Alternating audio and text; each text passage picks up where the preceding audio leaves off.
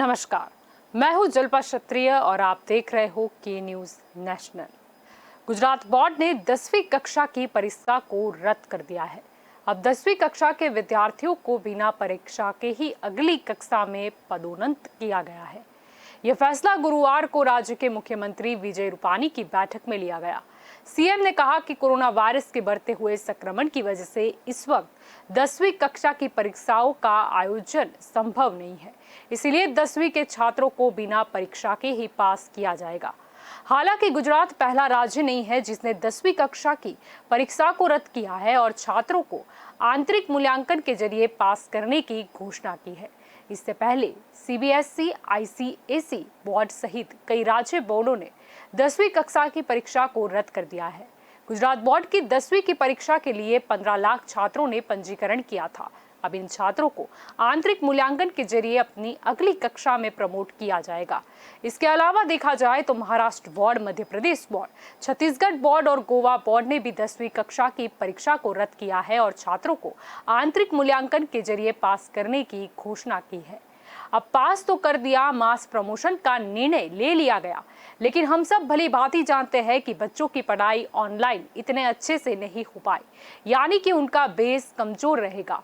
मास promotion से समस्या का कुछ हल नहीं निकला, लेकिन काफी और सवाल भी खड़े हो चुके हैं। तो बस यही हमारा आज का चर्चा का विषय है और हमारे साथ जुड़ चुके हैं इस चर्चा में राजनीतिक विश्लेषक के तौर पर मितेश रावल हमारे साथ जुड़ चुके हैं। भाजपा की ओर से स्नेहल जोशी हमारे साथ जुड़े हुए हैं और कांग्रेस की ओर से राजेश गिगलानी जी हमारे साथ जुड़ चुके हैं। आप सभी का सबसे पहले स्वागत है के न्यूज में।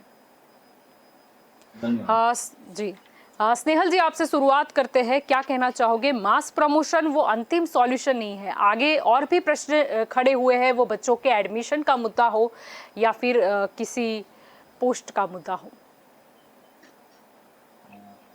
नमस्कार आपको और आपके सभी दर्शकों को। और आपने जैसे कहा कि ये बहुत ही महत्वपूर्ण चीज है, क्योंकि बच्चों का जो बच्चों की पढ़ाई है उसके आधार पे उनका भविष्य में कौन सी स्ट्रीम में जाएंगे, साइंस, कॉमर्स इत्यादि, वो भी तय होता है और आगे जाते हैं। और आज की जैसे परिस्थिति है उसमें हमारे लिए जान माल का नुकसान ना हो, वो हमारे सबसे ऊपर की प्रायोरिटी है। जी one of the top priority of the government. तो उसको ध्यान में रखते हुए जैसे सरकार ने संवेदनशीलता से निर्णय लिया है कि बच्चों को जो 10वीं कक्षा के बच्चे हैं उन्हें इस प्रकार से एनालिसिस करके जो उनके टीचर्स और वो आगे के स्टैंडर्ड में प्रमोट करें। और आपका भी ये जो मुद्दा कहा आपने वो बहुत ही इम्पोर्टेंट है कि कुछ चीजें छूट गई है या कुछ नहीं हुआ। पर आज की परिस्थिति में जल्पा जी मैं कहूंगा कि सब लोग मानेंगे, मेरे ये दो मित्र और आप सभी, कि आज बच्चों की जो उनकी स्वास्थ्य और सुखाकारी है वो सर्वोपरि रखकर सरकार ने निर्णय लिया है। पर आगे के शायद सिलेबस में जो एक्सपर्ट से बात करके थोड़े बहुत बदलाव करके जो भी, और या तो इंडिविजुअल असेसमेंट भी हो सकता है विद्यार्थियों का, उसके आधार पे आगे का जो किया जाएगा। पर हाल की परिस्थिति को देखते हुए मुझे ये लगता है कि ये बहुत ही अच्छा और आवकारदायक निर्णय है आज जो हमारी सरकार ने लिया है। और बाकी सरकारों ने भी जो लिया है उसका भी हम लोग स्वागत करते हैं, चाहे वो किसी भी पार्टी की हो। पर बच्चों का स्वास्थ्य और सुखाकारी को ध्यान में रखते हुए मेरी दृष्टि से ये निर्णय इस माहौल में और आज की जो परिस्थिति है उसमें बहुत ही उचित। जी मितेश जी, मैं आपकी ओर आना चाहूंगी। अगर सरकार जैसे कि मास प्रमोशन दिया है, चलो बच्चों की जो सेहत है वो हमारे लिए फर्स्ट प्रायोरिटी है, लेकिन क्या ऑनलाइन परीक्षा का भी आयोजन सरकार कर सकती थी 10वीं के लिए? देखिए जलपा जी, मैं भी एजुकेशन फील्ड का आदमी हूँ, मैं भी एकेडमिशियन हूँ। देखिए हम लोग पिछले 1.5 साल से ये बात सिस्टम को बता रहे थे, जब सिस्टम हमको बता रही थी कि ऑनलाइन एजुकेशन प्रोवाइड करो, उस वक्त हम लोग सिस्टम को बता रहे थे कि ऑनलाइन एजुकेशन हमारे देश में जो इंफ्रास्ट्रक्चर सेटअप हुआ है उसमें पॉसिबल नहीं है। आप बड़े सिटी के बच्चों को तो पढ़ा सकते हो ऑनलाइन एजुकेशन से, लेकिन गाँव के बच्चों को नहीं पढ़ा सकते। जी, ये बात हम लोग 1.5 साल से बोल रहे थे। आज जब सरकार ने ये निर्णय लिया है मास प्रमोशन का, मैं निर्णय से एकदम सहमत हूँ, क्योंकि हमारे लिए सबसे पहली जो जिम्मेवारी है वो हमारे बच्चों के स्वास्थ्य की है। लेकिन आज सरकार की और सिस्टम हमें ये बता रही है कि क्योंकि ऑनलाइन एग्जाम पॉसिबल नहीं है, गुजरात के हर कोने में एंड्रॉयड एप्लीकेशन चलाने वाले बच्चों के पास सॉफ्टवेयर मोबाइल्स नहीं है, हमारे पास इंटरनेट कनेक्टिविटी इतनी नहीं है। तो यही बात तो हम पिछले 1.5 साल से हर एकेडमिशियन सरकार को बता रहा था, सिस्टम को बता रहा था कि ये पॉसिबल नहीं है। देखिए, मास प्रमोशन का जो निर्णय है, गुजरात सरकार पहली नहीं है, उसके पहले भी 3 या 4 स्टेट की सरकार ने लिया हुआ है और हर जगह पे इस निर्णय को हर किसी ने एग्री किया है कि हाँ सही है, हमारे लिए बच्चों का स्वास्थ्य बहुत इम्पोर्टेंट है। लेकिन साथ में ये मास प्रमोशन के बहुत सारे डिसएडवांटेजेस भी जी।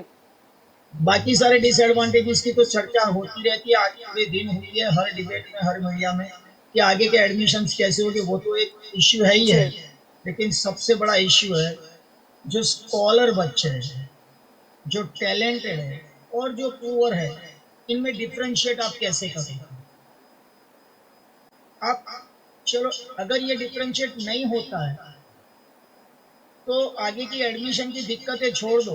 लेकिन आज आपने शायद हर चैनल पे, हर मीडिया पे देखा होगा, जितने भी बच्चों का इंटरव्यू हुआ है उसमें जितने भी स्कॉलर स्टूडेंट है, उन सबका एक ही कहना था कि हम लोग मेंटली बहुत ही स्ट्रेस फील कर रहे हैं, हमें गिल्ट फील हो रहा है कि हम लोग, देखिए जलपा जी, हमारे वहाँ 10th और 12th बच्चा पिछली अप्रैल से अपना टॉप शुरू करता है। मैं एकेडमिशियन हूँ, 12th के बच्चे, 10th के बच्चे जो काम कर रहे हैं उसको मैं टॉप बोलता हूँ। पूरे 1.25 साल का टॉप लगता है उनका, और बच्चे के साथ साथ उनके पेरेंट्स का भी उतना ही योगदान रहता है। जी। आज जाके जब ये बच्चों को पता चलता है कि मैं जो पूरी रात जाग जाग के, पूरा दिन मेरी आंखें लगा लगा के ऑनलाइन लेक्चर्स पढ़ रहा था, मेरी प्रिपरेशन कर रहा था, आज जाके मेरे रिजल्ट और जो बच्चे कुछ काम नहीं कर रहे थे उनके रिजल्ट में कोई डिफरेंशिएट नहीं है। एक बात समझ लेना, उनको मेंटली बहुत इफेक्ट होने वाला है। ये डिसीजन को मैं एग्री करता हूँ, लेकिन साथ में सरकार को कुछ गाइडलाइंस लानी पड़ेगी, कुछ क्राइटेरिया बनाने पड़ेंगे जिससे ये डिफरेंशिएट बना सके और आगे का एडमिशन जो है वो तो हो सकेगा जैसे स्नेहल जी ने किया। मैं स्नेहल जी की बात से बहुत एग्री हूँ। जब 11th में एडमिशन होना है तब एडमिशन के पहले हम लोग उनके इंडिविजुअल टेस्ट ले सकते हैं। लेकिन अभी की जो सिचुएशन है, और एक दूसरी बात मैं यहाँ नोट करना चाहूँगा कि निर्णय बहुत लेट लिया गया है। ये निर्णय मार्च में ले सकते थे हम लोग जी। हमें मालूम था, मार्च से ही शुरुआत हो चुकी थी और मालूम था कि ये पीक जाने वाला है मई में, और बहुत सारे साइंटिस्ट ने, बहुत सारे डॉक्टर्स ने बात बताई कि ये पीक पे जाने वाला है जी। 3 महीने से बच्चे बहुत कंफ्यूज थे, सिर्फ बच्चे ही नहीं, पेरेंट्स कंफ्यूज थे, हमारे जैसे एकेडमिशियन भी कंफ्यूज थे।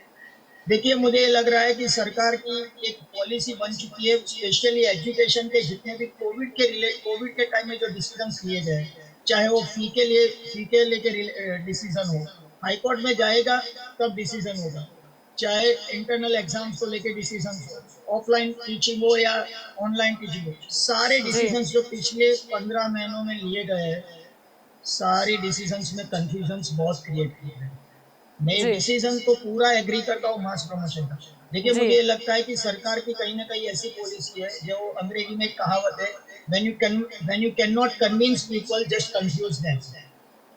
और वही पॉलिसी के तहत हम लोग को कंफ्यूज रखा गया। पिछले 3 महीने में आप ट्विटर अकाउंट देख लो, सीएमओ गुजरात का ट्विटर अकाउंट देख लो, 10th के बच्चों ने मैक्सिमम क्वेश्चन पूछे कि हमारी एग्जाम होने वाली है या नहीं होने वाली। आप समझ लो, ये वो बच्चे हैं जो टैलेंटेड है, वो कंफ्यूज थे, वो कंफ्यूज जो 3 महीने से पढ़ रहे थे कि कहीं एग्जाम आ गई तो हमें टॉप करना है, तो लगे रहो मेहनत करने में। Yes, there you are. और उनका मोरल डाउन हो गया जी। मैं भी उन एकेडमिशियंस में हूँ जो नंबर ऑफ मार्क्स में बहुत इंटरेस्टेड नहीं हूँ, मैं स्किल्स में इंटरेस्टेड हूँ। लेकिन हमारी जो सिस्टम बन चुकी है, हमारा जो कल्चर बन चुका है, वहाँ नंबर ऑफ मार्क्स वो स्टेटस सिंबल बन चुका है बच्चों के लिए, पेरेंट्स के लिए। और ये जो बच्चे जो स्कॉलर होते हैं ना, वो बहुत सेंसिटिव होते हैं कि मेंटली आज स्ट्रेस में है कि मेरे क्लास में जो बच्चा कुछ काम नहीं कर रहा था, वो और मैं दोनों आज एक ही कगार पे है, एक ही रिजल्ट के साथ बैठे। इसलिए मेरी ये सरकार से गुजारिश है, और पूरे एकेडमिशियन, आज मेरे जितने भी लोगों के साथ बात हुई, मैं 25 साल से इस फील्ड में हूँ, मैं हायर सेकेंडरी से लेके मास्टर डिग्री तक पढ़ाता हूँ। मेरी जिनसे भी बात हुई उन सबका एक ही कहना है कि कुछ ना कुछ ऐसे क्राइटेरिया डिसाइड करने पड़ेंगे जिनसे इनके रिजल्ट बन जाए और ग्रेडेशन हो पाए।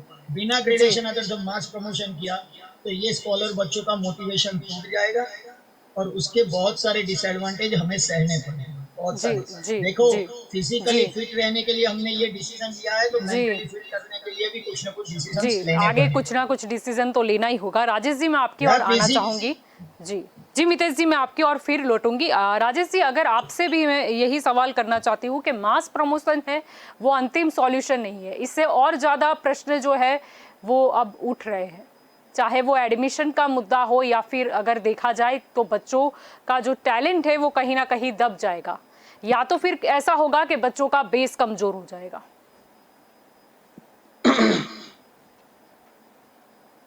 आपने बहुत सही कहा जल्पा जी। जी और मैं शुरू से करता हूं शुरू। हमारे आदरणीय अध्यक्ष जो हैं गुजरात के कांग्रेस के अमित चावड़ा जी और कांग्रेस पार्टी ने ये मांग रखी थी कि एग्जाम जो है वो पोस्टपोन किया जाए या रद्द किया जाए या उसका कोई रास्ता निकाला जाए, क्योंकि जो अनप्रेसिडेंटेड सर्कमस्टांसेस है, ये पेंडेमिक का टाइम चल रहा है, इसमें कुछ चीजें हैं जो नहीं कर सकते चाहते हुए भी। हम सरकार को पूरा सहयोग करेंगे, ऐसा भी पार्टी ने हमारी कहा है, क्योंकि ये समय है आपदा का जिसमें हम सब इफेक्ट होते हैं। मैं चाहे कांग्रेस में हूं या स्नेहल भाई चाहे बीजेपी में है, उससे कोई फर्क नहीं पड़ता है। अब मेरी बच्ची 10वीं में पढ़ रही है, तो ये जो निर्णय लिया गया है वो उसको इफेक्ट करेगा। तो पार्टी एक तरफ है, जब सरकार है तो सरकार लोगों के लिए है, हम सबके लिए है, और उनका एक निर्णय है वो सबको असर करता है। इसलिए जी हमारी पार्टी ने ये कहा था कि हम लोग आपका सपोर्ट करेंगे, लेकिन हम ऑपोजिशन भी तो हैं। हमको ये भी तो देखना है कि आप जो निर्णय ले रहे हो वो सही समय पे ले रहे हो कि नहीं ले रहे हो, वो सही है कि नहीं है।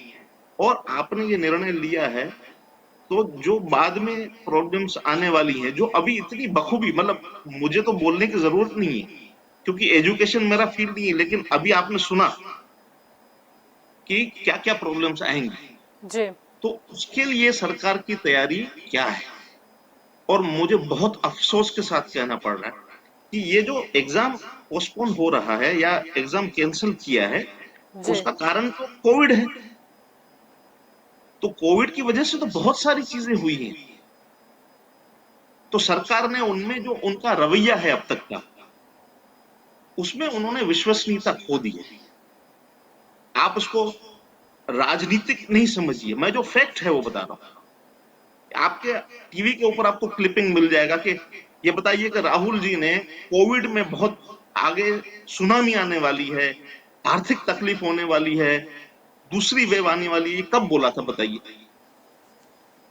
तो आप पहले से अगर तैयार नहीं है किसी चीज के, और आपका एक निर्णय जो है वो लाखों स्टूडेंट के भविष्य को असर करेगा, जी उनका फ्यूचर उसके ऊपर डिपेंडेंट है।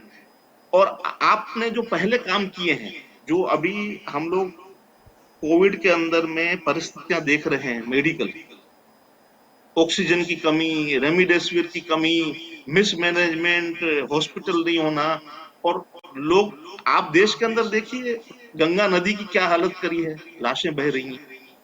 तो हम लोग हर चीज के अंदर, अगर हम लोग ये बोले कि नहीं हमको पॉजिटिव रहना है, हम सरकार का सपोर्ट करेंगे, तो हम उनको रास्ता भी नहीं दिखाएं, हम उनको सही बात है वो भी नहीं बोले। तो जो जी मैं अभी आपकी बात के ऊपर आता हूं, 10वीं का जो एग्जाम जो है वो वेव ऑफ कर दिया है, उसकी वजह से बहुत सारे प्रॉब्लम आएंगे। अब जैसे मैंने अभी कहा कि मैं भी पेरेंट हूं, मेरी बच्ची 10वीं में, जी मेरी फाइनेंशियल परिस्थिति क्या है वो तो मुझे ही पता है। और ये कोविड की वजह से काम धंधे बंद हैं, लोग घर में बैठे हुए हैं।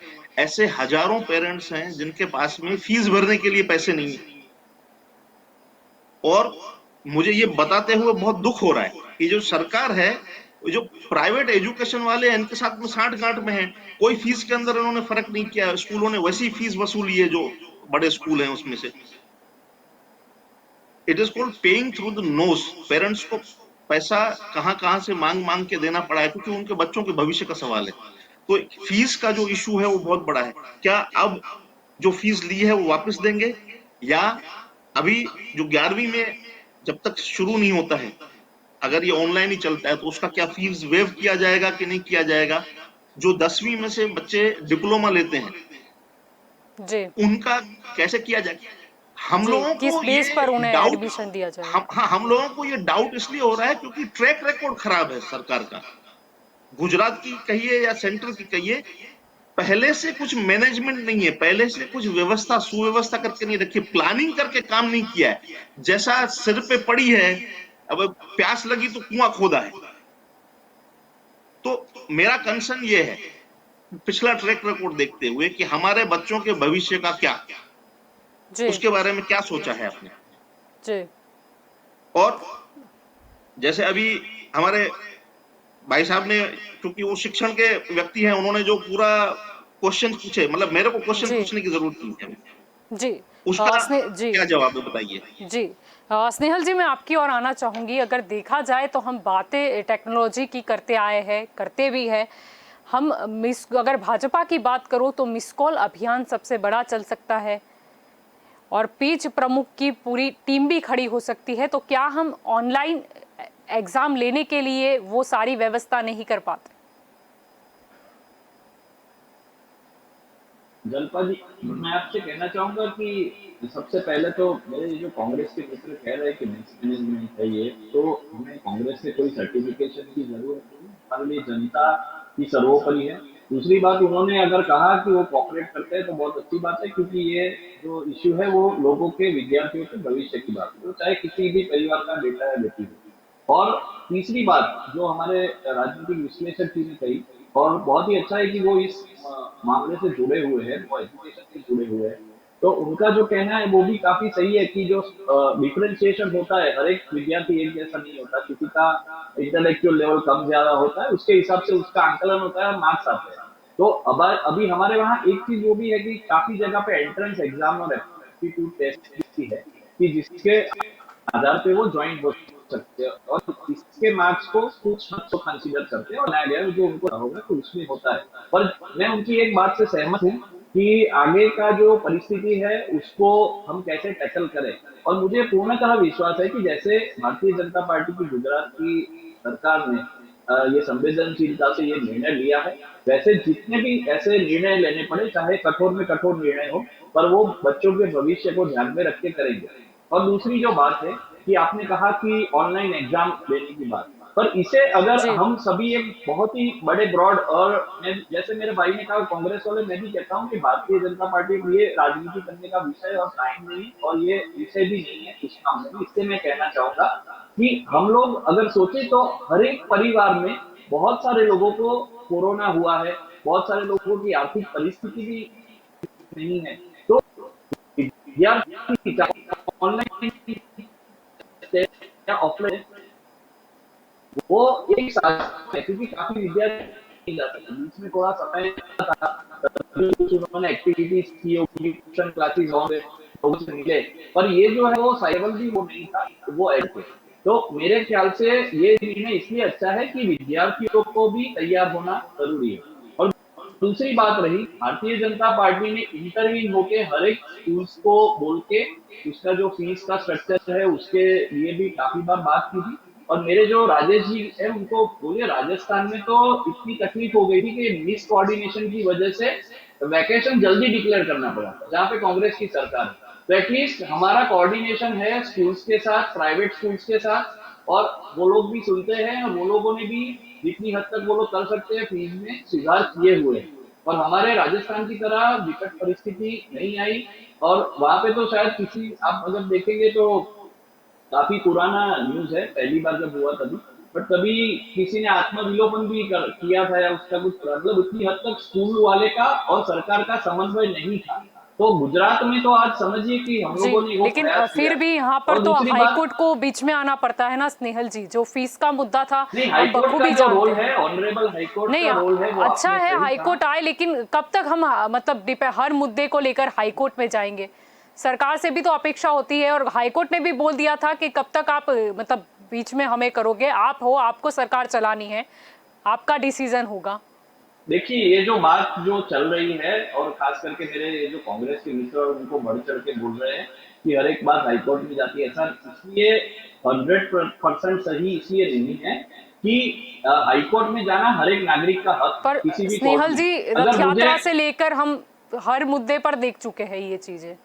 जैसे अभी की नहीं, बात देखिए करो इसमें डिसीजन इसमें लेने वही की मैं आपको कह रहा कोरोना हूँ, के जैसे चलते। मास्क पहनने का और उसका दंड जो था उसका भी ऑनरेबल हाईकोर्ट का ऑर्डर था जिसने गुजरात सरकार ने पालन किया। वो ये मेरे मित्र और उनकी पार्टी वाले विरोध कर रहे हैं। हर एक डिबेट में आप सुनोगे कि मास्क के पैसे चलो ले लिए ले ठीक है, लिए। चलो तो ठीक भाई है, हम हाई लोग ठीक है, हाईकोर्ट का मुद्दा नहीं है, लेकिन फिर भी क्या हम इतने सक्षम नहीं है कि हम एक ऑनलाइन एग्जाम का सिस्टम रख सकते थे?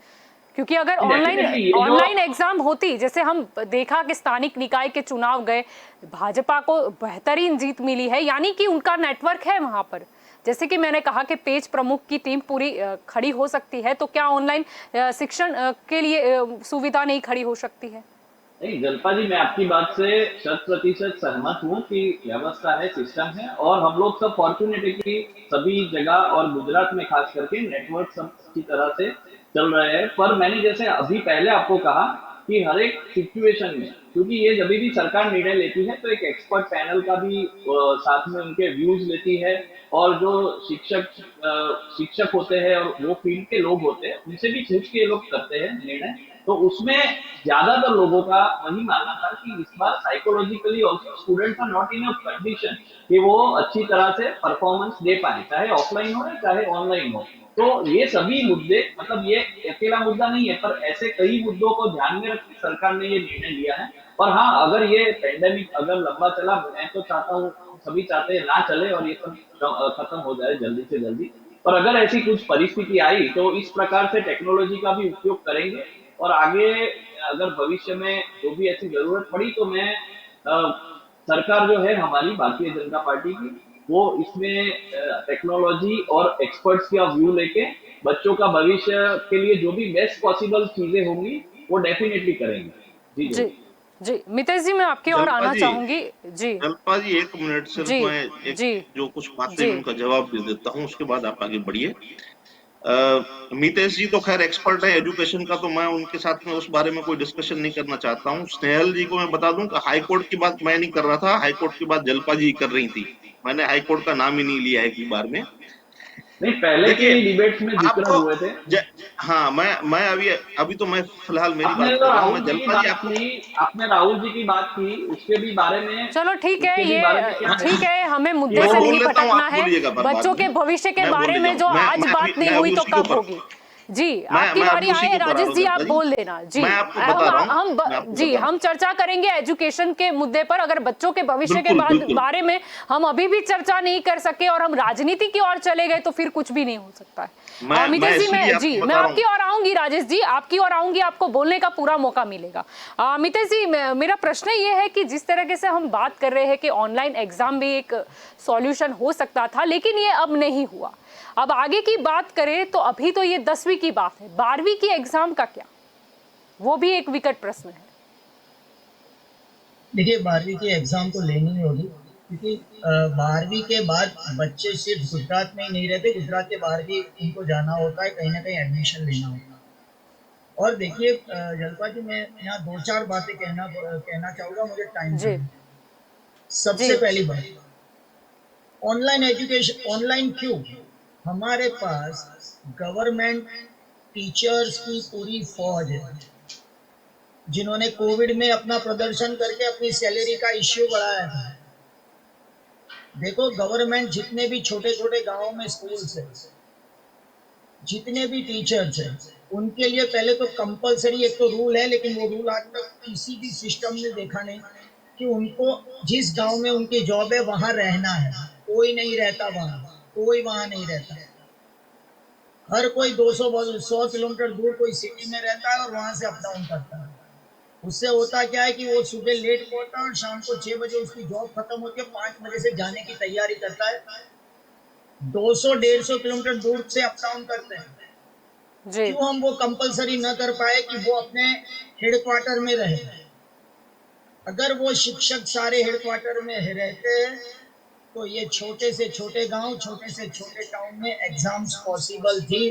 फिजिकली स्कूल में बच्चों को नहीं बुला के भी, लेकिन ओपन बुक एग्जाम उनके घर पे ले सकते थे, उनको पेपर दे सकते थे। और पेपर देखिए, मैं भी मानता हूँ कि वो उतनी ट्रांसपेरेंट नहीं हो पाती, लेकिन उससे क्या होता कि जो डिफरेंशिएशन है ना बच्चों में, डिफरेंशिएट स्कॉलर और पुअर का, वो कम से कम हो पाता। मैं इस फील्ड में हूँ, एक ओपन बुक एग्जाम ले लो, एक अच्छा बच्चा है और एक जिसने काम नहीं किया है, पढ़ा नहीं, दोनों बच्चे के एग्जाम ले लो, ओपन बुक ले लो, दोनों को फ्री। आप जैसे लेना है, जैसे एग्जाम देनी है, दो रूम में बंद होके, फिर भी डिफरेंस आप पता कर सकते हो।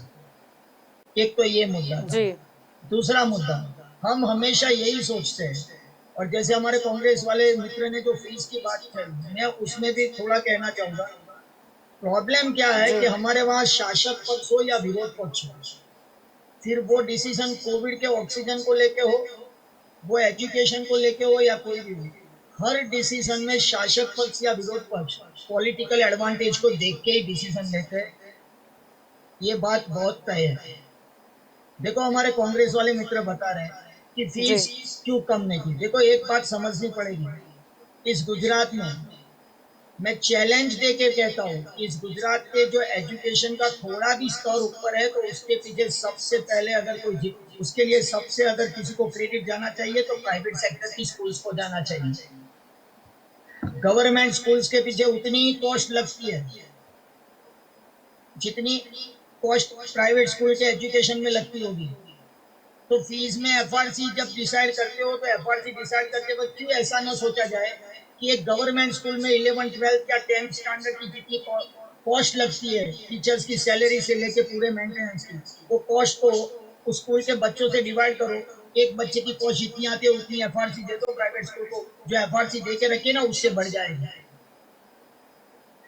आप हमेशा, हम लोग ये सोचते हैं कि पेरेंट्स फीस नहीं पे कर सकते इस कोविड में। एग्री, कोविड में मिडिल क्लास की हालत बहुत खराब है, लेकिन जी ये भी तो सोचना होगा कि वो प्राइवेट स्कूल्स में जो टीचर पढ़ाते हैं बहुत बड़ी मात्रा में है। आप पूरे गुजरात में देख लो कि जितनी प्राइवेट स्कूल्स है, जिनको गवर्नमेंट जॉब नहीं मिली है, वो सारे प्राइवेट स्कूल्स में काम कर रहे हैं। ऑलरेडी वो लेस सैलरी में काम कर रहे हैं। हुआ क्या है कि गवर्नमेंट ने डिसीजन कंफ्यूजिंग दिए, 25% फी लेस, वो भी बहुत लेट दिया। हुआ क्या है कि बाकी की 75% फीस भी पेरेंट्स ने पे नहीं की है। जैसे हमारे मित्र बता रहे थे कि ये 10th की फीस क्या वापस देंगे।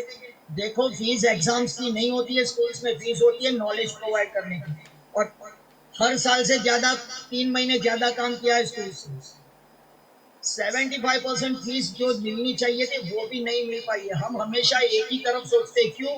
क्योंकि वो बड़ा मास है। देखो, डेमोक्रेसी के जितने एडवांटेज है उसमें सबसे बड़ा एक डिसएडवांटेज ये भी है कि हर डिसीजन में सिर कितने हैं, कितने सिर को फायदा होगा, कितने सिर मिलेंगे वोट में, वो देख के डिसीजन लिया जाता है। अब क्यों वो प्राइवेट स्कूल के ऑल टीचर्स, जिनकी हालत अभी एकदम गंदी है, बहुत खराब हालत में जी रहे हैं, क्योंकि उनके स्कूल के पास रेवेन्यू नहीं है, उनको फीस नहीं मिल रही है, उनको सैलरी नहीं मिल रही है। 50% सैलरी में काम किया है इन लोगों ने 15 महीने। ऑलरेडी उनकी सैलरी गवर्नमेंट टीचर्स से तो कम से कम 40-50% लेस होती है, और उसमें भी 50% में उन्होंने काम किया है। तो क्यों हम लोग ये नहीं सोचते? दूसरी एक बात, इस गुजरात के एजुकेशन में सबसे बड़ा रोल एक कोचिंग क्लासेस का भी है। हम हर बार एक ही वर्ड यूज करते हैं कि एजुकेशन माफिया, एजुकेशन माफिया। देखिए, अब टाउन, छोटे टाउन, जो डिस्ट्रिक्ट प्लेसेस के टाउन है, वहां की प्राइवेट सेक्टर की स्कूल्स की कंपैरिजन अहमदाबाद की बड़ी बड़ी स्कूल्स के साथ नहीं कर पाते, राजकोट की। वो लोग कमा के बैठे, उन लोगों की अब तक की बहुत सारी रेवेन्यू जनरेट हो चुकी है। लेकिन जो छोटे छोटे टाउन में प्राइवेट स्कूल चल रहे हैं ना, वो तो इस गुजरात के एजुकेशन के स्तर को ऊपर बढ़ा रहे हैं। और वो लोग इतनी फीस लेते नहीं, और उसमें 25% लेस उन्होंने एग्री किया, लेकिन बाकी की 75% फीस पेरेंट्स को पे करनी पड़ेगी। ये भी गवर्नमेंट को, पेरेंट्स को बोलने की जिम्मेवारी है। आपने मास प्रमोशन दे दिया, हुआ क्या है, जैसे हमारे कांग्रेस के मित्र ने बताया, वही बात जी हर पेरेंट कर रहा है आज कि मास प्रमोशन मिल गया तो अब फीस किस बात की दे हम। स्नेहल भाई, ये एक सबसे बड़ा मुद्दा है और एक बहुत बड़ी कम्युनिटी है। हमें लगता है कोचिंग इंस्टीट्यूट, आप बड़े कोचिंग इंस्टीट्यूट को एक साइड में रख दो, छोटे छोटे टाउन में ग्रेजुएशन किए हुए, मास्टर्स पढ़े हुए, जिनको जॉब नहीं मिली है, घर पे 5, 10, 15 बच्चों को पढ़ाते और घर चलवाते हैं। पिछले 15 महीने से उनका घर, उनकी ये रेवेन्यू बंद है, उनका काम बंद है जी। हम लोग एक ही साइड सोचते हैं, क्यों? क्योंकि अगर बच्चों के, देखो बच्चों के लिए डिसीजन लिया, एग्री, लेकिन एक और भी कम्युनिटी है, देखो वो कम्युनिटी है जो आपके बच्चों का फ्यूचर तय करती है, उनकी हालत खराब है। गुजरात में 3 से 4 सुसाइड के केसेस आए हैं, ऐसे प्राइवेट सेक्टर के टीचर्स के और कोचिंग इंस्टीट्यूट के ओनर्स के।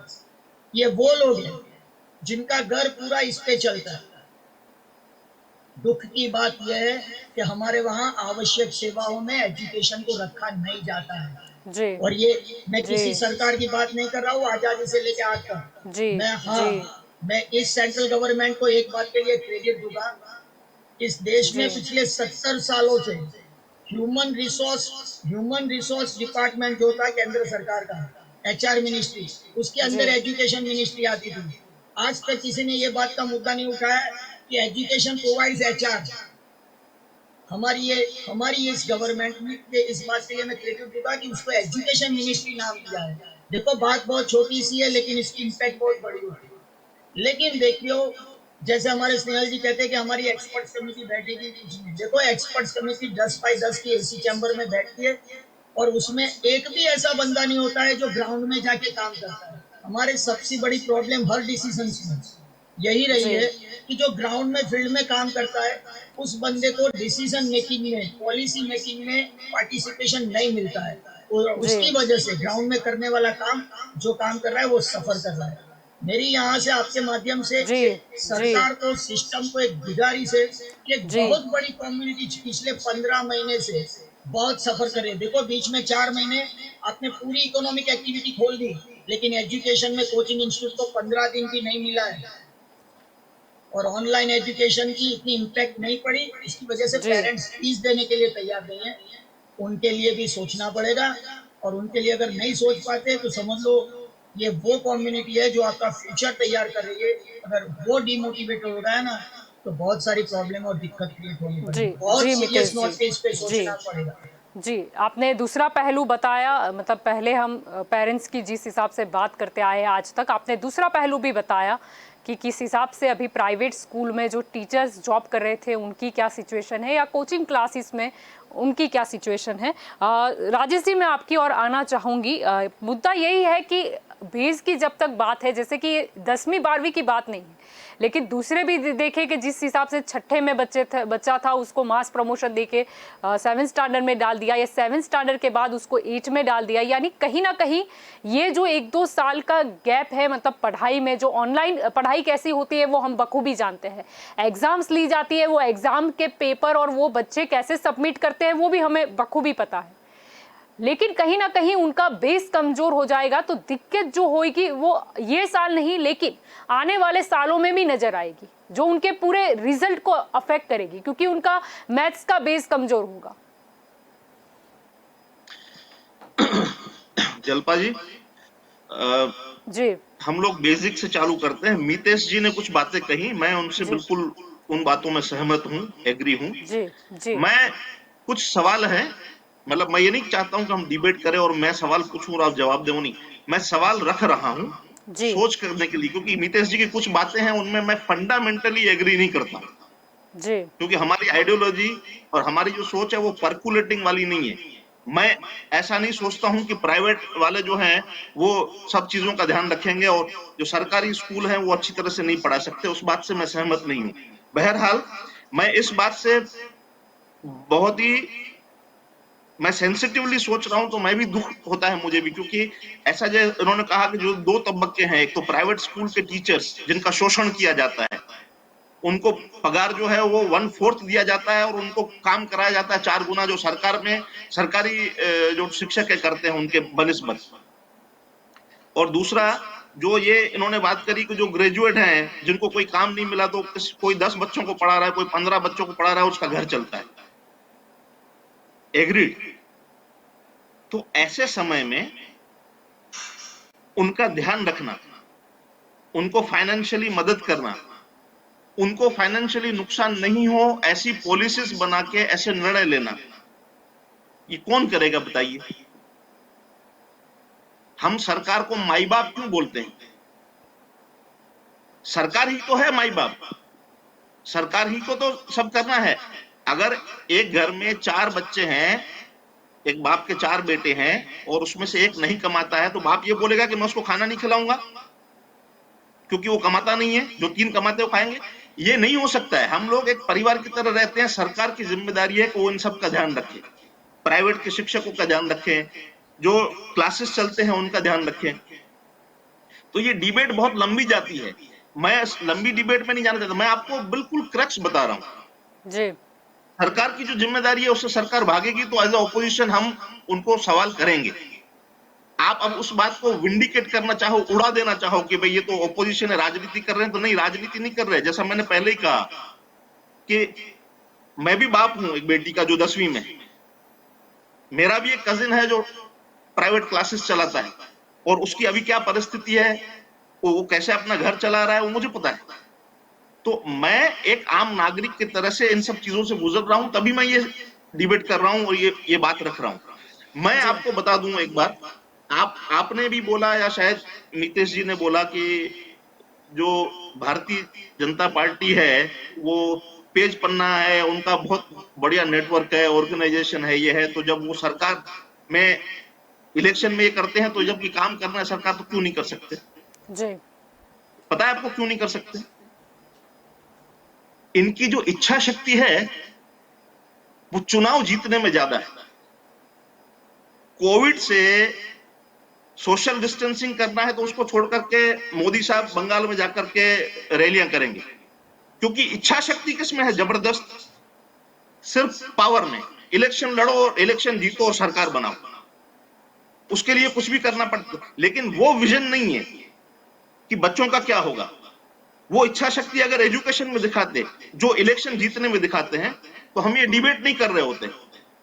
हम लोग ओपोजिशन में हैं या हम पिछला इलेक्शन हार गए इसके लिए हम में विजन नहीं है, ऐसा नहीं है। कांग्रेस पार्टी ने इतने साल जो काम किया है, एजुकेशन, राइट टू एजुकेशन किसने दिया आपको और क्यों दिया, उसके पीछे क्या फिलोसॉफी है? तो मैं अभी ये बहुत बड़ी डिबेट में नहीं जाना चाहता आइडियोलॉजिकल, मैं सीधी सीधी ये बात कर रहा हूं। अभी 10th के जो बच्चे हैं उनके साथ में जो होने वाला है, उसके लिए जो विजन चाहिए वो क्या सरकार के पास में है? मुझे डाउट है, क्योंकि मैं इनका और काम देख रहा हूं और हमने समय समय पर सजेशन दिए हैं, हमने समय समय पर हेल्प ऑफर करी है। और मैं आपको बता दूं, मतलब ये ऑफ द लाइन बोल रहा हूं, आज दिल्ली पुलिस गई है हमारे आईवाईसी के प्रेसिडेंट श्रीनिवास बीवी के पूछताछ करने के लिए। श्रीनिवास बीवी इंडियन यूथ कांग्रेस और जो ऑक्सीजन में, रेमडेसिविर में, बेड दिलाने में जो काम किया है, उसका इंटरनेशनल लेवल तक उसका प्रभाव पड़ा है। बिना सरकार में रहे अगर हमारा संगठन ऐसा काम कर सकता है, तो हम सरकार में आते होंगे तो क्या करेंगे? ये इसका सिर्फ ट्रेलर है।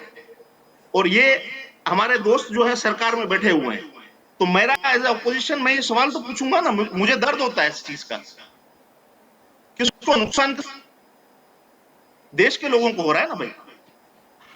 तो मेरा कहना यह है कि सरकार माई बाप है, सरकार की जिम्मेदारी है, सरकार को सबका ख्याल रखना है, सरकार को टीचर्स का ख्याल रखना है, सरकार को छोटे छोटे क्लास चलाते हैं उनका ख्याल रखना है, सरकार को ये देखना है कि जो 10वीं से 11वीं में गए हैं उनका आगे फ्यूचर का क्या होगा, उसके बारे में बहुत ही ठोस पॉलिसी लेकर के उनको जनता के सामने आना चाहिए ना। सिर्फ इलेक्शन जीतना और इलेक्शन की बात करना और उसका क्या मतलब है? अभी जीत गए, पंचायत इलेक्शन में जीत गए, बहुत परचम लहरा दिया, लेकिन गांव के अंदर हालत क्या है? अभी कोविड की हालत क्या है? एजुकेशन की हालत क्या है? सिर्फ इलेक्शन जीतने से क्या होता है? तो मेरा मानना यह है और कहना यह है कि जो अभी हम जिस टॉपिक की बात कर रहे हैं उसके बारे में सरकार बहुत सीरियसली सोचे और जो नी जर्क, अंग्रेजी में बोलते हैं नी जर्क रिएक्शन ना दे। ये बहुत सीरियस इंप्लीकेशन होते हैं इन चीजों के, बच्चों के भविष्य के ऊपर, बच्चों की साइकी के ऊपर, उनकी सोच के ऊपर। नीतीश जी ने अभी बताया कि एक बच्चा जो है वो 99% लाता है और एक जो है वो 45% लाता है। आपने दोनों को एक ही कश्ती में बिठा दिया, तो कुछ उसको डिफरेंशिएट करने का कोई सिस्टम तो लाओ। बच्चों में तो कॉन्फिडेंस डेवलप करो। आप वो तो देखा, आप सिर्फ पॉपुलर डिसीजन ले लोगे कि हमने सबको पास कर दिया, उससे क्या होगा? ये मेरा प्रश्न है। और मैं चाहता हूं, देखिए मैंने पहले भी कहा था कि हमारी कांग्रेस जी पार्टी, अमित चावड़ा जी जो हमारे अध्यक्ष हैं, उन्होंने बहुत जिम्मेदारी से बोला था कि हम आपके सपोर्ट में, हम खड़े रहेंगे सपोर्ट में जहां जरूरत होगी, लेकिन अगर आप काम ठीक से नहीं करोगे तो हम बोलेंगे। जी उसको आप नेगेटिव बोलो, पॉजिटिव बोलो, अच्छा बोलो, बुरा बोलो, वो आप अपनी राजनीति करते रहो, लेकिन लोगों को जहां पर नुकसान होता होगा वहां हम बोलेंगे। जी धन्यवाद। जी स्नेहल जी, मैं आपकी ओर आना चाहूंगी। पहले भी अगर गवर्नमेंट की बात करें तो वहां पर भी जो शिक्षा की अगर क्षेत्र की हम बात करें तो पहले से ही बोला जा रहा था कि गवर्नमेंट स्कूल की सिचुएशन काफ़ी ख़राब है, इसी वजह से लोग प्राइवेट स्कूल की ओर आकर्षित हुए हैं। ये पहला मुद्दा। दूसरा मुद्दा ये कि जो बात हुई फीस की, यानी अगर पेरेंट्स की साइड से देखो तो कोविड-19 की वजह से जिनकी नौकरियां चली गई है या धंधे ठप हो गए, यानी कि व्यापार ठप हो गए हैं, उनका क्या? तीसरी बात जो मितेश जी ने यहाँ पर रखी, जो उन्होंने दूसरे पहलू की बात की कि प्राइवेट स्कूल की बात करें तो उनके टीचर्स का क्या, कोचिंग क्लासेस का क्या, यानी ये सारी जो सिचुएशन है, ये जितने भी क्वेश्चन है उसका हल, उसका सॉल्यूशन तो सरकार को ही निकालना है। और जैसे हमने देखा गया था कि पहले जो लहर आई थी उस टाइम पे कुछ ना कुछ आर्थिक सहाय की बात कही गई थी सरकार के द्वारा व्यापारियों को, क्योंकि उनके व्यापार में लॉस हो रहा था कोविड की वजह से। तो क्या ऐसी कुछ आर्थिक सहाय ये प्राइवेट वालों को नहीं मिल सकती, कोचिंग क्लासेस वालों को या फिर शिक्षक को जो प्राइवेट स्कूल में पढ़ाते हैं? जी जल्पा जी, अगर आप अनुमति दे तो मैं आपके ये प्रश्नों का जवाब देने से पहले एक क्लेरिफिकेशन करना चाहूंगा छोटा सा, जी कि हमारे ये जो मित्र है कांग्रेस के राजेश जी, उन्होंने आपके प्लेटफॉर्म का इस्तेमाल करके अपने राहुल बाबा का प्रमोशन किया कि उन्होंने भविष्यवाणी की थी, ये की थी, वो की थी, झूठे आक्षेप लगाए कि हम लोग सिर्फ चुनाव जीतते हैं। मेरे भाई साहब, हम लोग ने ये सभी चीजें यहाँ पे की है और गुजरात की जनता को ये पता है। और ये पूछ रहे थे कि भाई हम लोग सरकार में होते तो क्या करते, तो पूरे विश्व ने देखा है कि आपने सरकार में 2G 3G घोटाले किए और जीजाजी के बेनिफिट के लिए उनको जमीनें दी। अभी ये पॉलिटिकल चीज है, मैं इसको यहीं पे रोक रहा हूं, पर इससे ये एजुकेशन जरूरी था। और उन्होंने सिर्फ आवेदन पत्र देने के अलावा कोई काम नहीं किया। बहुत सारी संस्थाओं ने आज ग्राउंड लेवल पे आके काम करना शुरू कर दिया है। हमारे आदरणीय CR पाटिल जी के एक आवाज पे हर एक पेज प्रमुख उनके वहां पे फोन कर करके पूछ रहा था। हमारे सेवा यज्ञ चालू है, उसमें हमारे कार्यकर्ता जा रहे हैं आज की तारीख में। और ये जो ऑक्सीजन रेमडेसिविर की कमी थी, जहां पे भी कमी है, मैं ऐसा नहीं कहता हम लोग 100% परफेक्ट है, पर जहां पे भी कमी थी हम लोगों ने काम किया और उसकी वजह से आज केस कम हो रहा है। उसका श्रेय भी मैं पार्टी को या कार्यकर्ताओं को बाद में देना चाहूंगा। पर स्नेहल जी, तो सेवा यज्ञ नहीं, बहुत अच्छी बात है, सेवा यज्ञ से जनता की सेवा होनी ही चाहिए और आखिरकार जनता ने भी मत देके भारतीय जनता पार्टी को विजयी बनाया है। लेकिन अगर दूसरे ये जैसे कि ये तो कोविड एक पहलू हुआ, लेकिन दूसरी पहलू की बात करें कि लोगों की आर्थिक स्थिति, यानी इसमें भी कुछ अब सेवा यज्ञ होना चाहिए। जी, जैसे मितेश जी ने बहुत बखूबी बताया कि प्राइवेट इंस्टीट्यूट्स है और जो प्राइवेट स्कूल के शिक्षक है उन्हें भी आज आप देखिए जल्पा जी, आज आप देखेंगे यहाँ और पूरे विश्व में हर एक व्यक्ति, चाहे वो किसी भी व्यवसाय से जुड़ा हो, फाइनेंशियल डिस्टर्बेंसेस है, क्योंकि काफी टाइम से लोगों के व्यवसाय कम है, या तो किसी की नौकरी चली गई या तो पगार आधी हो गई वगैरह वगैरह। तो ये सभी चीज में जैसे सरकार ने हर एक लेवल के लोगों के लिए जो जो पैकेजेस दिए हैं, जैसे आज आदरणीय प्रधानमंत्री जी ने डिक्लेयर किया था कि काफी जो फैमिलीज है बिलो पॉवर्टी लाइन, उन्हें सबको वो राशन दिया जाएगा कुछ महीनों के लिए। उस प्रकार से छोटे छोटे जो पैकेजेस है वो आगे आने वाले समय में, जब भी हमारे जो सरकार के प्रतिनिधि है वो कंटिन्यूअसली सबके कांटेक्ट में है, तो ऐसे जो शिक्षक है या दूसरे जो भी वर्ग है उनको आने वाले समय में उचित पैकेज या उचित मदद सरकार की ओर से मिलेगी। और सरकार ये पूरी रूप से इसमें फोकस्ड है कि ये सब चीजें हो और लोगों को तकलीफ ना हो। और एक दूसरी बात, और आज मैं आपका भी धन्यवाद कहना चाहूंगा कि आपने मितेश जी को बुलाया और उनका जो पर्सपेक्टिव है वो काफी क्लियर है। मतलब कुछ मुद्दे हम किसी को पता नहीं था, उन्होंने आज ये सब मुद्दे यहाँ पर आकर उजागर किए हैं। कि आज सरकार की जब बात करें तब उनको सरकारी स्कूल के टीचर, सरकारी स्कूल में आने वाले बच्चे, प्राइवेट स्कूल के टीचर, वहां के बच्चे और सभी का ध्यान रखना है। मतलब सरकार का जो रोल है वो मैनीफोल्ड है कि हर एक चीज को साथ में रख के जो प्रयास करना है। तो उसी प्रकार से आज की तारीख में मैंने भी देखा है कि काफी जो प्राइवेट क्लासेस है वो लोग भी ऑनलाइन माध्यम से और काफी माध्यमों से शहर में करते हैं। और हाँ, जहां तक गांव की बात है वहां के लिए भी काफी हद तक पिछले बजट में भी एलोकेट किया था बजट, और काफी जगह पे सरकार ने खुद अपने मोबाइल टावर्स लगाए कि जिसकी वजह से आदिवासी विस्तारों में खास करके तो जी, इस प्रकार पर इतने साल से भाजपा की सरकार इतने साल से भाजपा की सरकार है और केंद्र में भी हम देख रहे हैं कि कितने साल से है, तो कहीं ना कहीं अगर पहले से ही एजुकेशन की सिस्टम पे हमने और ज्यादा ध्यान दिया होता तो शायद इस बार इतनी समस्या ना होती। जल्पा जी, इसमें देखिए पूरी जो सिस्टम है it is a combination of many things. It is a combination of government schools, private tuition classes, coaching classes और वो जो इंडिविजुअल जो अपने वहां 5, 7, 10 बच्चों को अपने हिसाब से जो सब्जेक्ट में वो माहिर है उसकी ट्रेनिंग देते हैं। तो ये पूरा जब एजुकेशन इंफ्रास्ट्रक्चर बनता है तो आप देखोगे कि आज गुजरात की अगर हम बात करें, हम गुजरात में बैठे हैं, तो गुजरात का जो एजुकेशन इंफ्रास्ट्रक्चर और वो है वो काफी आगे बढ़ चुका है। पर यहाँ पर भी हमारी सरकार जो है वो ऐसा मानती है कि हम लोग यहाँ पे रुकेंगे नहीं। हमें विपक्ष के जो दावे है उस पे इसलिए नहीं जाना क्योंकि हमें पब्लिक का पहले सुनना है, पब्लिक का हमें काम करना है। क्यों? और पब्लिक जो कहती है वो हमारे लिए ज्यादा उचित है। उन्हें ग्राउंड लेवल पे हमारे जो कार्यकर्ता कहते हैं हमें कि ये दिक्कतें आ रही है, उसको हमें सुधारने में रात दिन हम लोग लगे हुए हैं। सरकारी लेवल पे और इवन पार्टी के लेवल पे भी जो लोग की जितनी मदद होती है वो सभी इसमें कर रहे हैं। और मुझे विश्वास है कि जो भी नीतीश जी ने कहा और खास करके जो स्टूडेंट्स के जो भी इश्यूज है उसको सरकार पूरी संवेदनशीलता से टैकल करेगी और आगे उसका अच्छा सॉल्यूशन निकलेगा। और बच्चों को मैं ऐसा नहीं कहता कुछ नुकसान नहीं होगा, क्योंकि ये पेंडेमिक काफी लंबा चला, साइकोलॉजिकल और काफी उनको इश्यूज भी होंगे, पर सरकार का प्रयास ही रहेगा कि कम से कम उसका नुकसान हो और कम से कम उनको तकलीफ हो और उनकी स्वास्थ्य और सुखाकारी को एकदम प्राइमरी नंबर 1 पे रख के हम लोग ये काम करेंगे। जी, आप चलो अच्छी बात है, बच्चों की जो हेल्थ है वो तो प्रायोरिटी होनी ही चाहिए। लेकिन स्नेहल जी, अगर जैसे कि मितेश जी ने यहाँ पर मुद्दा उठाया ही है, आपने भी बोला कि सरकार आने वाले समय में शायद कुछ घोषणा भी कर दे, लेकिन वो फिर लोन रहेगी या कुछ आर्थिक सहाय रहेगी? जल्पा जी देखिए, अभी इसमें मैं ऐसा कहना चाहूंगा कि ये जो भी तकलीफें हैं जो भी वर्ग को हो रही है, क्योंकि ऐसा नहीं है कि आज शिक्षक कोई होगी, हर एक अलग अलग तबके के लोग, हर एक समुदाय के लोग और काफी सारे व्यावसायिक लोगों को अलग अलग प्रकार की तकलीफें हैं। जैसे बड़े इंडस्ट्रियलिस्ट को उनकी तकलीफ है। तो एक मैं उदाहरण देना चाहता हूं कि गुजरात की सरकार ने संवेदनशीलता से करके पूरा 100% लॉकडाउन इसलिए नहीं किया कि गरीब लोग जो फैक्ट्री के पास छोटे घरों में रहते हैं वो जा सके, काम कर सके। तो जैसे ये निर्णय लिया है वैसे ही आगे जाके जितना भी बड़ा निर्णय हो या कुछ भी हो, मोदी जी के गुजरात में चाय की किटली तो बंद रखी गई।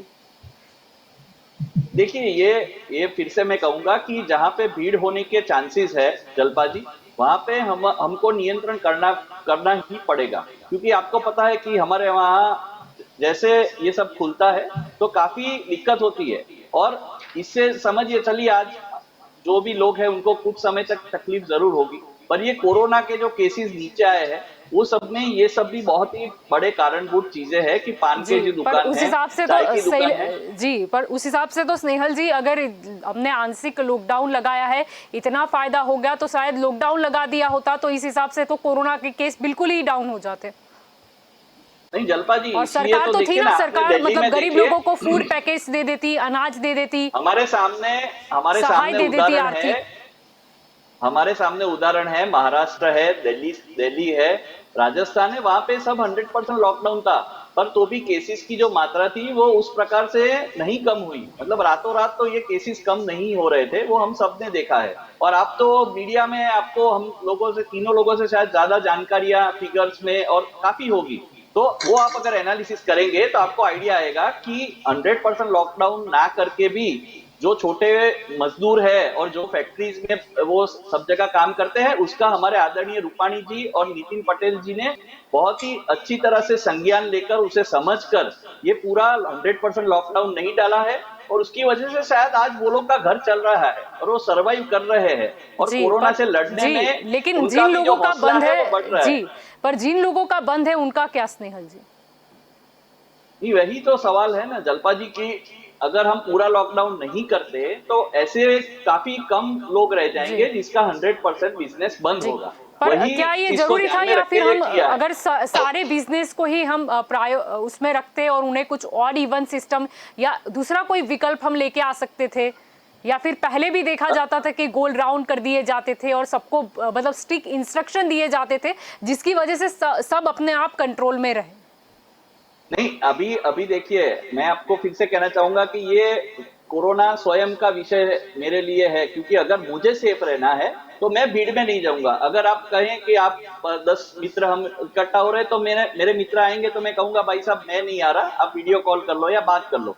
तो हर एक नागरिक जब इसमें जागृति दिखाएगा, सरकार का काम है इंफ्रास्ट्रक्चर देना, जो सभी चीजें हैं उनको देना और जितनी अच्छी तरह वो दे सके वो देना, और जो सर्कल करने का काम सरकार का है पर उसमें जाकर खड़े रहना और सर्कल को फॉलो करना वो काम जनता का ही रहेगा, चाहे कोई भी सरकार हो। जी बिल्कुल, बिल्कुल नहीं स्नेहल जी, मैं बिल्कुल सहमत हूँ। चलो मैच खिलाई गई लेकिन क्यों टिकट लेके जनता गई, उस हिसाब से ही हो सकता है। मैं आपकी ओर आना चाहूंगी मितेश जी। मेरा आखिरी सवाल, अभी जो हमारा आज का मुद्दा है वो वही था कि मास प्रमोशंस वो कोई अंतिम विकल्प नहीं है, सॉल्यूशन नहीं है। आपने दूसरे काफ़ी पहलुओं पे भी चर्चा की, प्रकाश डाला, लेकिन अब सवाल तो फिर से वहीं पर आकर खत्म हो गया। और दूसरा एक सवाल कि कुछ हम देखते हैं कि कुछ चीज़ों की जब भर्ती होती है, यानी कि जब उसकी वैकेंसीज निकलती है, तो क्वालिफिकेशन अगर 10th पास हुई तो उसके लिए कितने लोग अप्लाई करेंगे? देखिए कल्पा जी, आपके क्वेश्चन का तो आंसर दे दूंगा, उसके पहले 2-3 बातें जो राजेश जी ने बताई और स्नेहल जी ने बताई। जैसे राजेश जी ने एक बात बताई कि वो फंडामेंटली मुझसे एग्री नहीं करते कि सरकारी स्कूल में एजुकेशन अच्छा ही है। राजेश जी, मैं आपसे एक क्वेश्चन पूछता हूँ, जैसे आपने क्वेश्चन अराइज किया, मैं एक क्वेश्चन अराइज कर रहा हूँ। स्नेहल जी आप भी सुनिएगा, जितनी भी गवर्नमेंट स्कूल्स में जितने भी टीचर्स हैं, आप सर्वे करवा लो, उनके बच्चे कौन सी स्कूल्स में पढ़ते हैं, आप सर्वे करवा लो। जितने भी अहमदाबाद में म्युनिसिपल काउंसिलर्स हैं, जितने भी ग्राम पंचायत में सरपंच हैं, उनके बच्चे कौन सी स्कूल में पढ़ रहे हैं, आप सर्वे करवा लो। ये तो ऐसी बात हो गई कि मेरी रेस्टोरेंट है और मैं खाने दूसरे के वहां जा रहा हूँ, क्यों? तो भाई साहब वहां अच्छा बन रहा है, यही बात हो गई। देखो कुछ बातें ऐसी है जो आपको स्वीकार करनी पड़ेगी। देखो एजुकेशन की क्वालिटी में प्राइवेट सेक्टर आगे, वो आपको स्वीकार करना पड़ेगा। हाँ, उस पर चिंतन होना चाहिए कि प्राइवेट सेक्टर से ज्यादा कॉस्ट लगाने से भी हम क्यों सरकार की स्कूलों में एजुकेशन की क्वालिटी अच्छी नहीं दे पा रहे, उस पर चिंतन करना पड़ेगा। तो चिंतन का विषय है, वो छोड़ देते हैं हम लोग। दूसरी एक बात, स्नेहल जी ने एक बात बताई, थोड़ी शब्दों की गेम खेल देता हूँ उनसे। उन्होंने बताया कि कोरोना के केस रातों रात कम नहीं होते। स्नेहल जी एक बात बता दूं, कोरोना के केस रातों रात बढ़ते भी नहीं है। उसको बढ़ाने के लिए हम लोगों ने बहुत मेहनत की, उसको बढ़ाने के लिए हम लोगों ने रैलियां की, कांग्रेस ने, बीजेपी ने, आम आदमी पार्टी ने। उस केसेस को बढ़ाने के लिए हम लोगों ने मैच खिलवाई है, उस केसेस को बढ़ाने के लिए हम लोगों ने बहुत कुछ किया है। जी पर मितेश जी, वहाँ पर जागृति का विषय आता है कि मैच तो खिलाई गई पर टिकट लेके लोग क्यों गए, रैली तो निकली, लोग क्यों आ गए? मुझे अच्छा लगा, चुनाव तो आ गया, लोग क्यों आ गए वोट डालने? जल्पा जी मुझे सिर्फ 1 मिनट चाहिए। मितेश जी की बात नहीं, स्नेहल जी मैं आपकी ओर आऊंगी। मितेश जी पहले अपना जवाब खत्म कर दे और समय का भी थोड़ा अभाव। मुझे एक ही मिनट चाहिए बीच में, इसके बारे में मुझे कहना है, छोटी सी बात है। मितेश जी, मैं ऐसा कहना चाहूंगा कि जो आप बोल रहे हो वो सभी चीजें उसमें सहभागी है। हम ऐसा नहीं कहते कि उसकी वजह से नहीं हुआ, पर इसका एक और भी कारण है कि जैसे केसेस कम हुए, सभी को अपना व्यवसाय चालू करना था। सरकार ने भी संवेदनशीलता से सभी मार्केट, सभी चीजें ओपन कर दी, और आपको पता होगा काफी स्कूल्स भी ओपन की थी जो बड़े बच्चे जा रहे थे। तो ये सभी कारण हैं। तो मैं ऐसा ही आपको एक रिक्वेस्ट करूंगा, और मैं एक नॉर्मल सिटीजन की तरह करूंगा कि आप भी थोड़ा इसको संवेदनशीलता से देखें। पर तो स्नेहल जी क्या होता है ना, संवेदनशील तो स्नेहल जी हम भी है, लेकिन क्या है वो शमशान के बाहर के दृश्य, वो हॉस्पिटल के बाहर दम तोड़ते मरीज, फिर वो लाल चादर जब बिछाई जाती है, यहाँ पर लोग मर रहे हैं, तो वो क्या है, संवेदनशील है ना हम, इसलिए हमको इफेक्ट हो जाता है। जी जी मितेश जी, मेरी बात जी मैं मितेश जी, बुरा मत लगाना, लेकिन एक बात बताओ, आपकी बात से मैं एकदम एग्री हूँ कि लोगों को अपना व्यवसाय शुरू करना था, इसलिए पॉलिटिकल पार्टियों ने भी अपना व्यवसाय शुरू कर दिया। लोगों को तो इसलिए व्यवसाय शुरू करना था क्योंकि उससे उनका घर चलता था। तो पॉलिटिकल पार्टियों का व्यवसाय से उनका घर चल रहा है, इसलिए उन्होंने भी ये व्यवसाय इतनी जल्दी जल्दी कर दिया। देखिए, इन बातों में पढ़ना नहीं है, क्योंकि इसके जी पीछे बहुत ये आज डिबेट का हो चुकी विषय है। नहीं है, पढ़ना नहीं है इसमें, सही बात हाँ, है, नहीं तो काफी कुछ है बात पे बोलने आते हैं को। जी हमारे। देखो, ये बातें एग्री करनी पड़ेगी, हर पॉलिटिकल पार्टी को एग्री करना पड़ेगा। ऑफ द रिकॉर्ड कर लो तो ऑफ द रिकॉर्ड, और ऑन द एयर करोगे तो ऊपर से जनता को लगेगा कि नहीं, ये चलो सत्य को स्वीकारते हैं कि इन चीजों ने एक केसेस बढ़ाने में बहुत बड़ा रोल रखा है। चलिए छोड़िए। देखिए जलपा जी, जैसे आपने कहा कि इन बच्चों का क्या होगा, मेरिट कैसे बनेगा, तो उसके लिए सरकार को, जैसे मैं स्नेहल जी की कुछ बातों से बहुत इम्प्रेस हूँ, वो बहुत ही यंग है, इसलिए वो बहुत पॉजिटिव है, और उन्होंने कहा कि सरकार इसके बारे में भी सोचेगी। तो देखते हैं, जैसे 9वीं और 11वीं कक्षा के मास प्रमोशन में कुछ क्राइटेरिया दिए थे, लेकिन वो जो क्राइटेरिया था वो उतना इम्पोर्टेंट नहीं था, क्योंकि 9th और 11th हमारे वहाँ इतना इम्पोर्टेंट नहीं होता, लेकिन 10th इम्पोर्टेंट है। जैसे आपने एक बात क्वेश्चन किया कि अगर फ्यूचर में कोई रिक्रूटमेंट्स में 10th अगर क्वालिफिकेशन में आता है तो आप मेरिट किस बेस पे करोगे, तो उसके लिए सॉल्यूशंस तो बनेंगे कि भाई उस वक्त कोई एंट्रेंस एग्जाम लिया जाएगा और उसके बेस पे उनकी रिक्रूटमेंट हो सकती है। लेकिन बहुत सारे दिक्कतें आने वाली है, जिसके लिए, जैसे स्नेहल जी की इस बात को मैं वेलकम करता हूँ कि सरकार इसके बारे में सोचेगी, सोचना जी पड़ेगा, लेकिन साथ में सारे पहलुओं को सोचना। अगर आपको एजुकेशन सिस्टम को स्ट्रेंथन बनाना है, जी देखो अभी राजेश जी ने एक बात कही, उसमें मैं ऐड करना चाहूंगा। राजेश जी जी ने कहा कि राइट टू एजुकेशन किसने दिया। राजेश जी को मैं ये बताना चाहूंगा कि राइट टू एजुकेशन मुद्दा नहीं है।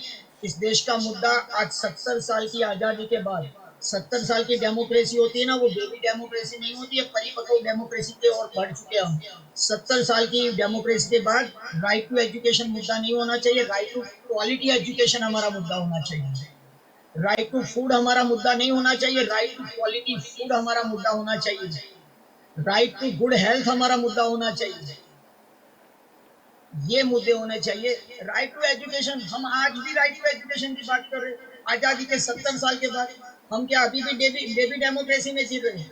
We are in very mature democracy. हम विश्व गुरु बनने की बात कर रहे हैं, हम $5 ट्रिलियन की इकोनॉमी की बात कर रहे हैं, और यहाँ सिर्फ राइट टू क्वालिटी एजुकेशन की बात होनी चाहिए, राइट टू क्वालिटी फूड की बात होनी चाहिए, राइट टू क्वालिटी हाइजीन की बात होनी चाहिए। और अगर इसके बारे में सोचेंगे, तभी हम, अगर क्वालिटी एजुकेशन के बारे में सोचेंगे तो बेटर एजुकेशन दे पाएंगे, बेस्ट के बारे में सोचेंगे तभी तो बेटर दे पाएंगे। ये बातें हमको, हाँ, ये बात से मैं भी एग्री कर रहा हूँ कि इस देश की जो पॉपुलेशन है, हर बंदे के पास हर फैसिलिटी पहुंचाना इट्स अ टास्क, लेकिन उसके बारे में ट्राई तो होना चाहिए। जी हम लोग आज भी पुरानी ऑर्थोडॉक्स पॉलिसी, ऑर्थोडॉक्स सिस्टम से चल रहे हैं। नई एजुकेशन पॉलिसी आ चुकी है, देखो पॉलिसीज तो बहुत अच्छी अच्छी आती है, स्कीम्स अच्छी अच्छी आती है, लेकिन उसका इम्प्लीमेंटेशन होने के बाद जो जी फीडबैक लेकर उसमें जो चेंजेस करने चाहिए वो नहीं होता, वो नहीं होता। दोनों पार्टी में, मुझे कोई पार्टी से लेना देना नहीं, लेकिन अगर सही में जनता का भला सोचते तो कुछ सोचना पड़ेगा। जी जी स्नेहल जी, मैं अब आपकी ओर आना चाहूंगी। आखिरी सवाल मेरा यही रहेगा कि आपने बोला कि आगे सरकार जो है वो कुछ ना कुछ फैसला लेगी, लेकिन कब?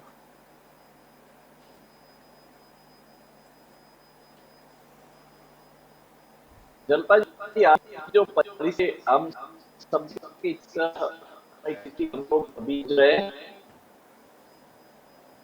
हेलो, आवाज आ रहा जी है मेरा? जी अब आ रहा है। जी जी, मैं सब कहना चाहता हूं कि we are in a very difficult situation as a nation and as a state also. Gujarat की हम बात करें तो तो इसमें सरकार का भी यही रोल है कि जो प्रायोरिटीज है, पहले तो कोरोना का जो ये दानव है उसे मिनिमाइज करना, मतलब ये जो उसके जो केसेस है उसके ऊपर कंट्रोल लाना, इंफ्रास्ट्रक्चर में जो भी छोटी मोटी जरूरतें है जो स्पाइक हो गई थी उसको काफी हद तक हमने हमारे जनता की मदद से, सबकी अवेयरनेस से और हमारे कोरोना वॉरियर्स की मदद से किया है। सरकार ऐसा कभी नहीं, हम तो सिर्फ प्रोवाइडर है कि हम सपोर्ट प्रोवाइड करते हैं और इंफ्रास्ट्रक्चर प्रोवाइड करते हैं, काम वो लोग ही करते हैं और उसका श्रेय सबको जाता है और आपके चैनल्स को भी जाता है क्योंकि आप लोगों ने भी काफी अवेयरनेस स्प्रेड की है।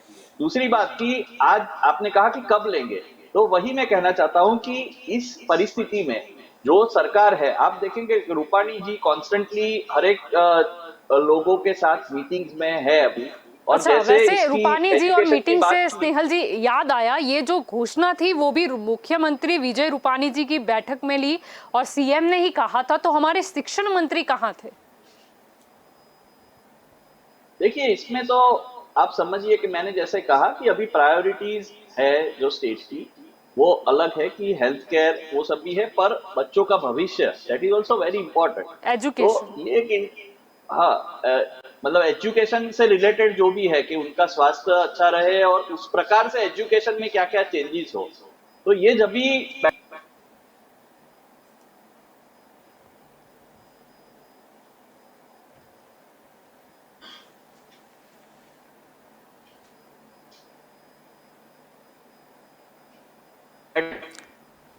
जी है, वो दोनों की पर्सन्स है, तो उनका निर्णय स्वाभाविक रूप से सर्वोपरि रहता है और वो पूछ के ही लेते हैं और इसमें सबका रोल होता है। तो मैं ऐसा कहना चाहूंगा कि ये जो निर्णय है वो उन्होंने डिक्लेयर किया या उप मुख्यमंत्री ने किया या किसी ने किया, पर मेन थिंग इज कि ये लोगों को ध्यान में मेन रख थिंग के का सवाल नहीं है, प्रश्न वही आता है कि शिक्षण मंत्री को आना चाहिए था ना। विजय रूपाणी जी चलो मुख्य प्रधान है, जैसे वो कर्फ्यू लाना नहीं आना वो घोषणा में आते हैं तो समझा जा सकता है, आरोग्य के मुद्दे पर नितिन पटेल जी बोलते हैं तो समझा जा सकता है, लेकिन एजुकेशन की जब बात है और हमारे एजुकेशन मिनिस्टर कहाँ है, क्योंकि सवाल तो हम उन्हीं से लेंगे आगे, मुख्य प्रधान विजय रूपाणी के पास तो हम जाने नहीं वाले। आपको रूपाणी जी की सराहना करनी चाहिए कि उन्होंने ये मुद्दे को इतना महत्वपूर्ण नहीं, पर नहीं महत्वपूर्ण है, उन्होंने नहीं लिया है। हम खुश है कि उन्होंने 13 मई को भी अपनी आंखें खोल ली विजय रूपाणी जी ने, हम बहुत खुश है, हम उसकी सराहना करते हैं कि उन्होंने कर लिया। 13 ही सही, 13 मई ही सही है। निर्णय तो काफी, जैसे हमने बात की कि काफी बोर्ड में पहले ही ले चुके थे, ये डिसीजन हमारे यहाँ पे भी पहले ले सकते थे ताकि वो जो स्ट्रेसफुल सिचुएशन थी बच्चों पर और पेरेंट्स पर वो काफी हद तक कम हो जाती। लेकिन ठीक है, विजय रूपाणी जी जग गए, बहुत अच्छी बात है, आगे भी वो जगे रहे, कुछ अच्छे निर्णय और रहे। राजेश जी, मैं अपनी आप एक मिनट जल्पा जी, आप वहां जाए उससे पहले कि रूपाणी जी जगना और सोना वाली जो टर्मिनोलॉजी है वो आप नहीं, मैं अपने हिसाब से ही बोलूंगी, एकदम जागरूक है, वो जागरूक नहीं है, हमारे मेरा मुद्दा नहीं है। क्यों रैली होने दी, क्यों मैच होने दी, फिर आप यहाँ पर आते हो, जनता को जागरूक होना चाहिए। अरे जनता जागरूक है, उससे पहले आप जागरूक हो, आपने क्यों मंजूरी दी? स्टेडियम में मैच खेलती बिना प्रेक्षक के पहले ही खेले जा सकती थी, जागरूक कौन होता? मुख्यमंत्री रैलियां निकली, मुख्यमंत्री सो रहे थे, फिर बोला नहीं रैली से फैला ना, इससे तो जनता से फैला है। ये आपके मुख्यमंत्री, और आपके मुख्यमंत्री बोलते हैं ऑक्सीजन की कमी की वजह से एक भी मौत नहीं हुई, उनको कोई मौत ही नजर नहीं आती, उनको ऑक्सीजन की कमी ही नहीं नजर आती। ऐसे आपके मुख्यमंत्री जागरूक नहीं है तो और क्या है? मुख्यमंत्री जी आपके सो रहे हैं, वो सो में नींद में इतने व्यस्त है कि उनको ऑक्सीजन की कमी से कितने लोग मरे हैं वो नहीं दिखाई देता। कल की बात करो, आपके जैसे ही प्रवक्ता बोले हैं कि मानते हैं गलती हुई है, कुछ डेट्स हुई है, लेकिन विजय रूपाणी जी नहीं जाग रहे। बीच में ऑक्सीजन लाए, ऑक्सीजन क्यों नहीं लाओ? मुख्यमंत्री सोए हुए हैं, आपने ही मुद्दा रखा, और आपको शौक है कि मैं विजय रूपाणी जी के बारे में और अच्छी बातें बताऊं, तो फिर मैं बता रही हूँ।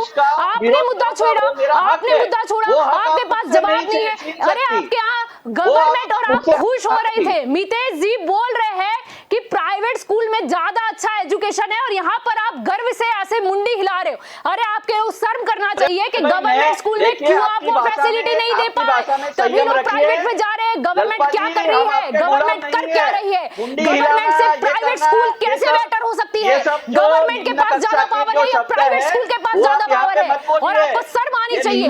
और आप भी थोड़े अर्ध जागरूक अवस्था में नजर आए, इसीलिए आप हंस रहे थे। आप बोल नहीं रहे हो कि नहीं हम प्राइवेट स्कूल से ज्यादा अच्छा करके दिखाएंगे, क्योंकि आपके पास ज्यादा पावर है, आपके पास ज्यादा पैसे हैं, आपके पास बजट आवंटित किया गया है। और ये बताता है कि क्या है, मुख्यमंत्री सोए आए हैं या जग रहे हैं वो आप छोड़िए, लेकिन आप जागरूक हो जाए तो बेहतर रहेगा। और समय का अभाव है और मेरे पास ये चर्चा का विषय नहीं है, और ऐसा मेरे पास टाइम भी नहीं है। जी राजेश जी, मैं आपकी ओर आना चाहूंगी। मेरा आखिरी सवाल कि अब आगे क्या, आपको क्या लगता है सरकार को आगे क्या डिसीजन लेना चाहिए? उनको तो सबको ही खुश करना है क्योंकि वो सरकार की जिम्मेदारी है, और वो भी जग के। जी राजेश जी, जागृति है। देखिए वो तो नजर आ ही रहा है। जी राजेश जी, मुद्दा से नहीं भटकेंगे, समय का अभाव है। जी मैं मुद्दे से नहीं भटकूंगा, बिल्कुल मुद्दे की बात करूंगा। जी देखिए, मैंने पहले भी कहा था, सरकार जो है वो प्रजा की है, सरकार पार्टी की नहीं होती है। ये भेद जो है आज जी भारतीय सही जनता बात पार्टी है। भूल गई है। ये मुझे बहुत दुख के साथ कहना पड़ता है। सरकार भाई के साहब, ऐसा लिए कुछ नहीं है, हर आप वो व्यक्ति, प्लीज गलत मत स्नेहा करिए। जी मेरी बात बोलने दीजिए, प्लीज मेरे को आपको बोलने मौका दीजिए। दिया गया था, आपने बोल दिया है, अरे अब आप उनका गलत मौका बोलेंगे है। तो आपने थोड़ी भी हम काफी सुनेंगे। कुछ बोला, आप लोग जीजा जी भी आप बोल ये रहे काम थे, करते तब हैं। कोई ने कुछ, किसी ने कुछ नहीं किया, अब आप आपने चुप बोला रहेंगे। जब उसके अंदर भी 10 जी गलत राजेश जी, बातें थी मेरा जो मैं आखिरी बोल सकता था। सवाल, समय का I don't अभाव है, want मेरा to, आखिरी I don't सवाल। want to। हाँ, मेरी जी बात सुनिए, मैं आपको उसी के ऊपर आ रहा हूँ। जी सबसे पहली बात मैंने पहले भी कहा था कि जो ट्रैक रिकॉर्ड होता है उसके ऊपर से विश्वसनीयता बनती है। मैं एक बच्ची का बाप हूं जो 10वीं में है और मैं बहुत चिंतित हूं। जी मुझे ये विश्वास नहीं हो रहा है कि ये सरकार सब ठीक करेगी। मुझे अभी भी डाउट्स हैं कि ये निर्णय ले, क्योंकि ये लोगों के पास विजन नहीं है। मैं अभी भी फर्मली बिलीव करता हूं कि इनकी इच्छा शक्ति जो है वो स्टूडेंट्स का जो कैरियर है उससे ज्यादा इलेक्शन और वोट में है। और ये इलेक्शन की और वोट की बात निकली है इसलिए कर रहा हूं, पहले मैंने नहीं करी थी, लेकिन हमारे पैनलिस्ट ने बोला इसलिए बोल रहा हूं। सवाल करके छोड़ दूंगा, इस देश का कौन सा पॉलिटिकल नेता ऐसा था जिसने पहला अनाउंस किया सबसे पहले कि मैं रैली नहीं करूंगा? ठीक है, उसका आंसर अब ढूंढते रहिएगा, उसके बाद में बात करेंगे। जी बिल्कुल। मीतेश जी से मैंने जो भी मीतेश जी के डिस्कशन था उसमें मैंने सिर्फ मैं पहले के पॉइंट पे जाकर के अपनी बात पे अभी भी अड़ा हुआ। जी मीतेश जी, जब आपने ये बोला ना कि गवर्नमेंट स्कूल का टीचर है उसका बच्चा कहां पढ़ता है, आप एक कैटेगरी के बारे में बोल रहे हो। मैं जब राइट टू एजुकेशन की बात करता हूं तो मैं उस दिहाड़ी मजदूर की बात करता हूं जो 200 रुपया कमर तोड़ देता है, अपनी 200 रुपया कमाता है और उसका बच्चा किस स्कूल में पढ़ने जाएगा उसकी चिंता है मुझे। मैं टीचर का बच्चा कहां पढ़ने जाएगा उसकी बात नहीं कर रहा हूं। क्वालिटी एजुकेशन के मेरे को बोलने दीजिए मीतेश जी, पहले बोलने दीजिए। जी राजेश जी अपना मुद्दा, जी राजेश जी अपना मुद्दा खत्म कीजिए। जी राजेश, तो मेरा मुद्दा ये है कि सरकार जो है, मैं फिर से वही बात दोहरा रहा हूं, सरकार माई बाप है, सरकार को हर व्यक्ति का ख्याल रखना है, सरकार को गरीबों का ख्याल रखना है, सरकार को पेरेंट्स का ख्याल रखना है। अगर पेरेंट्स मजबूर हैं, अगर पेरेंट्स की इनकम नहीं है तो उनको फाइनेंशियली सपोर्ट सरकार ने करना है। तमिलनाडु में एक दिन हुआ था सरकार को 4,000 रुपया सबके अकाउंट में डाल के उसके बाद में लॉकडाउन किया है। आप देखिए इच्छा शक्ति कहां काम करती है उसकी बात कर रहा हूं मैं। अगर आपकी इच्छा शक्ति किस चीज में है तो उससे रिजल्ट मिल जाएगा आपको। मैं सरकार राजस्थान में है, आपने डाला राजस्थान मेरी बात में सुनिए, पैसा। मैं इच्छा का मैं तो अभी आपकी बात कर रहा हूँ। आप अपने घर में जाके बात करिए, कांग्रेस में बात करिए। आपका जब बारी आएगी तब आप बोलिएगा। अरे यहाँ मुद्दा ये है जो आपने नहीं प्रश्न होती। पूछा है उसका मुद्दा ये है। जी राजेश जी आगे अपनी बात कंटिन्यू करिए, मैं तो सुन रही हूँ। हाँ, बच्चों के भविष्य का सवाल है, 10वीं के जो बच्चे हैं उनका, और ये सरकार को बहुत ही संवेदना से, क्योंकि ये मैं नहीं मानता हूं कि ये सरकार संवेदनशील है। बिल्कुल ईमानदारी से बोल रहा हूं, दिल से बोल रहा हूं। मैं चाहता हूं कि वो संवेदनशीलता से इसका निर्णय ले, क्योंकि इसमें हमारे बच्चों के भविष्य का सवाल है। जी मुझे और कुछ नहीं कहना है। आपके भी बच्चे हैं, आपको ये भी देखना है, उनको आपको भी आगे देखना है। सिर्फ मैं अपने बच्चे की बात नहीं कर रहा हूँ, मैं उन सब बच्चों की बात कर रहा हूँ, 10 लाख की बात कर रहा हूँ। जी जी बिल्कुल, आप सभी इस धन्यवाद। चर्चा में हमारे साथ जुड़े, इसीलिए आप सभी सभी चीज का को अच्छी तरह शुक्रिया। करेगी भाई। तो दंगल देश का में आज का हमारा ये मुद्दा था कि मास प्रमोशन नहीं है अंतिम सॉल्यूशन। यहाँ पर बात काफी शांति से चली। क्यों? क्योंकि सवाल किए गए, जवाब ठीक है, कुछ कुछ राजनीति की जो महक है वो पहले से ही आ रही थी, लेकिन फिर भी मुद्दा अच्छा जा रहा था। यहाँ पर राजनीतिक विश्लेषक के तौर पर मितेश जी जुड़े थे, जिन्होंने दूसरे पहलू पे भी नजर डाली, यानी कि सरकार को अब फीस नहीं लेकिन प्राइवेट स्कूल के टीचर्स जो इतने समय से बेकार बैठे हुए हैं, दूसरे जो कोचिंग क्लासेस है उनके क्या हालत है, उस पर भी अब सरकार को ध्यान देना चाहिए। यानी कि सरकार की रिस्पॉन्सिबिलिटी अब ज्यादा बढ़ गई है, क्योंकि बच्चों के फीस का मुद्दा तो आज तक बहुत उठा है। और ठीक है, कोचिंग क्लासेस और प्राइवेट स्कूल के टीचरों की क्या हालत है वो भी मीडिया में काफी बार प्रसिद्ध हुआ है, लेकिन अब ये वाला मुद्दा भी उठने ही वाला है कि बच्चों की जो फीस है उसके लिए तो सरकार सोचे ही, क्योंकि सरकार के पास जनता टैक्स देती है, उसके पैसे भी तो आते हैं, बजट भी तो होता है। दूसरी मुद्दा ये भी है, यहाँ पर चर्चा हो गई कि अगर हम ऑनलाइन एग्जाम लेते तो यहाँ पर भाजपा की प्रवक्ता के तौर पर जुड़े थे स्नेहल जोशी, जिन्होंने कहा कि नहीं, ये शक्य नहीं था, पॉसिबल नहीं था, इसीलिए ऑनलाइन एग्जाम नहीं ली गई, बच्चों का स्वास्थ्य प्रायोरिटी है। चलो बहुत अच्छी बात है, बच्चों का स्वास्थ्य प्रायोरिटी में है, लेकिन इससे यह भी साबित हुआ कि कहीं ना कहीं हमारी सरकार भले टेक्नोलॉजी की बात करती है, लेकिन अभी भी हम इतने सक्षम नहीं है कि हम ऑनलाइन एग्जाम ले सके। यहाँ पर बार बार शहर गांव ऐसा अलग अलग चीज मुद्दों पर किया गया, यानी कि हम ये भी मानते हैं कि गांवों में परिस्थिति क्या है। गांवों में लोगों की इनकम आज भी उतनी नहीं है कि वो एंड्रॉयड फोन ला सके, जो शायद महज देखा जाए 4-5 हज़ार रुपए में मिलते होंगे, वो भी वो नहीं खरीद सकते। वहाँ पर वो सिस्टम नहीं है, मोबाइल नेटवर्क नहीं है। यानी कि हम जिस गुजरात मॉडल की बात कर रहे थे, वाइब्रेंट मॉडल की बात कर रहे थे, उसमें भी कहीं ना कहीं अब डाउट होने लगा है कि हम ऑनलाइन एग्ज़ाम भी नहीं ले सकते। पहले बोला गया था कि ऑनलाइन जो पढ़ाई है वो बहुत अच्छे से चल रही है। पहले पूछा जाता था कि गांव के बच्चों का क्या, गरीब बच्चों का क्या, तब बोला गया कि हमने इतने टैबलेट्स है वो दिए हैं, हमने इसी जगह पे ये सुविधा दी है, ये गांव में अब ये मोबाइल टावर भी खड़े हुए हैं, वहाँ पर भी लोग खुश हैं। लेकिन ऑनलाइन एग्ज़ाम नहीं लेके ये साबित कर दिया है कि एग्ज़ाम नहीं ली जा सकती, मतलब कि ऑनलाइन एजुकेशन भी वहाँ नहीं मिल रहा था। मितेश जी ने दूसरा मुद्दा उठाया, प्राइवेट स्कूल और गवर्नमेंट के स्कूल का डिफरेंस उन्होंने बताया। यानी कि हम मान लेते हैं कि प्राइवेट स्कूल में अगर शिक्षा अच्छी दी जाती है, उसका इंफ्रास्ट्रक्चर बहुत अच्छा है, यानी कि उसके कई मुकाबले पिछड़ा हुआ इंफ्रास्ट्रक्चर, उसका क्वालिफिकेशन का मतलब अगर हम उसका स्तर देखे जाए कि वहाँ के बच्चे क्या पढ़ते होंगे, कैसे बाहर आते होंगे, वहाँ पर पढ़ाई कैसी होती होगी, वो काफ़ी हद तक डाउन है।